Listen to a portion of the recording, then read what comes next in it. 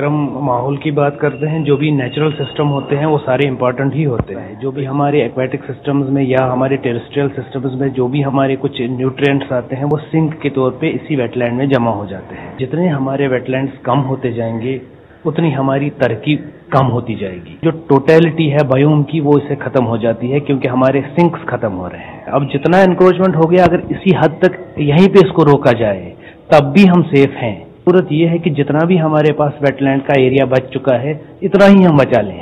بدقسمتی سے ہمارے اسٹیٹ میں ایسے ہی ریپرزینٹیٹیوز آج تک آئے ہیں جن کا بیان خود ان کی سوچ کا ترجمہ نہیں کرتا، اور ان کا جو یہ بیان ہے یہ اس بات کا بھی ترجمہ نہیں کر رہا ہے کہ جو آج تک مافیا، لینڈ مافیا اور گورنمنٹ کے بالکل ناکارہ پالیسیز جن کی وجہ سے ہمارے ویٹ لینڈ یہاں سے کچھ تو غائب ہی ہو گئے ہیں، کچھ پہ ان کی انکروچمنٹ ہے، کچھ پہ لینڈ مافیا کا انکروچمنٹ ہے.